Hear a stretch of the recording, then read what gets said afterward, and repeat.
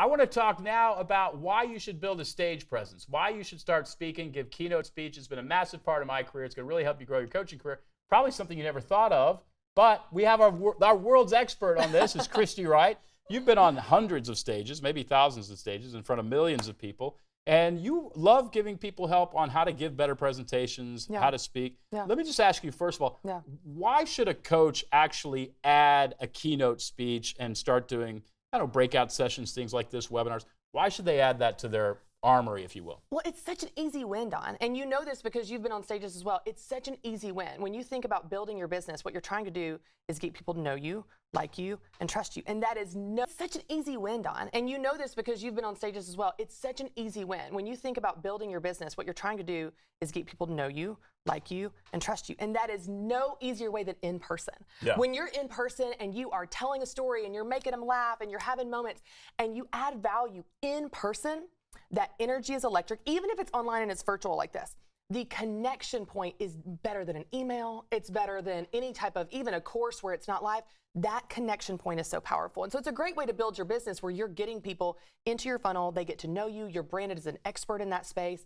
It's also just gives you credibility and authority. It's a great way to get your message out there and add value where people are going, oh, they really know their stuff. Maybe I should sign up for their program, sign up for their course, sign up and take the next step with them. It's such an easy entry point. I want to make sure to ask you how you get email addresses from that audience. I want to camp on that though, because I want to talk about how you actually give a good speech. Let's say that somebody's out there saying, I don't know, this is a little bit nerve-wracking. They don't have anything booked yet. And if you don't have anything booked, I would say just start working on that actual keynote presentation. What are you going to talk about? What advice do you give people who say, I don't have anything yet, starting from scratch, starting from zero? Yes, okay, so one of the top mistakes that speakers make, even seasoned speakers, is they try to cram too many ideas into a talk. Yes. And you know this, you've seen it, you've probably done it. I've done it, I've definitely I've got a great story about falling on my face from trying to say everything.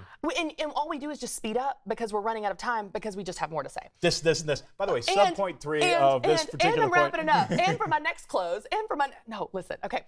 Your audience can't remember 17 things. They can't remember 7 things. They can remember 1 thing. Now, I've got to give credit. I learned this concept from Andy Stanley's book, Communicating for a Change, which is a brilliant communicating book. The idea is that you need to boil your entire talk down into 1 main idea. Now, you're going to have subpoints and action steps for sure, but there needs to be 1 main idea where if I said, hey, Don, what is that talk about? You could tell me in 1 line what that talk is about. So if you said, Christy, what is your fear talk about? Do it scared. The whole talk, 60 minutes, 2 days, I can give you a 20-minute version, doesn't matter. It all is summarized by do it scared. Anything else that could help somebody get going if they're just trying to plan that talk? Yeah, I think one of the things that is really intimidating to people when it comes to speaking, especially for people that don't identify as speakers, maybe coaches, for example, they're like, oh, I'm not a speaker. Okay, you are a speaker. You actually speak all the time. One of the things that can really help them when they get intimidated by the idea of preparation and memorization. So I want to give you credit here because you have led the charge on story brand and story arcs and how powerful that is in marketing and business. So one of the things that I'd love to help people do is I love to help them craft their keynote, and this could be a 20-minute or an hour, hour and a half, it doesn't matter. Craft it in a story arc. And why this is so helpful is it not only then creates a message in the format that your audience's brain already understands, which is story, their brain understands the story arc, but it helps you remember it. You're not so reliant on your notes and having to read it, oh, I lost my place and now I'm feeling nervous and the person didn't keep up with me on the confidence monitor. Instead, you're going to start with setting up the problem that you're about to solve because people don't care unless you're about to solve a problem for them, which is part of the conflict in the story, right? So you've got a problem. You deliver the solution, which is probably your thesis statement, your 1 main idea. And then you apply it. That's the action. How do I apply what I've learned? So you give them this story arc of problem, solution, action.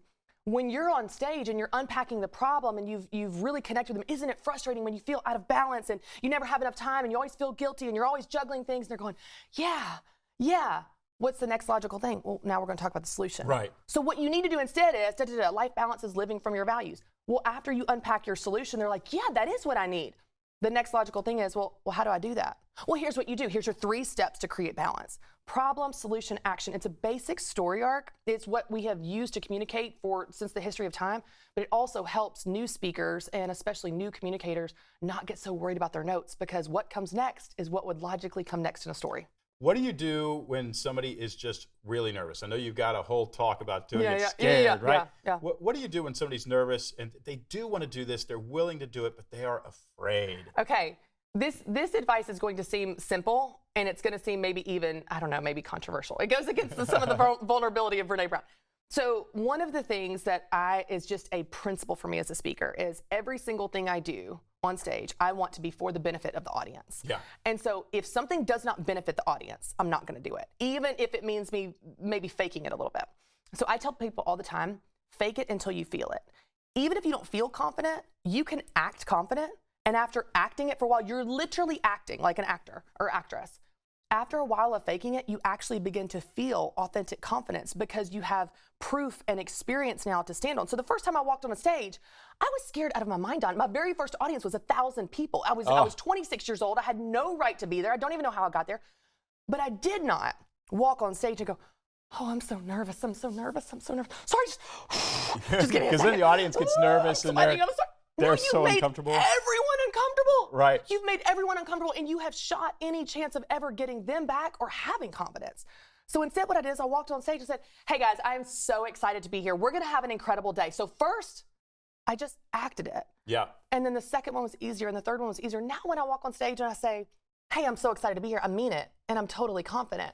But I didn't feel it at first. So you really can fake it until you feel it. And I know that sounds maybe inauthentic, but the reality is you're trying to add value to the audience. It may sound like really foreign right now or really scary, but I hope we've planted a seed that you someday will be on a stage giving a speech.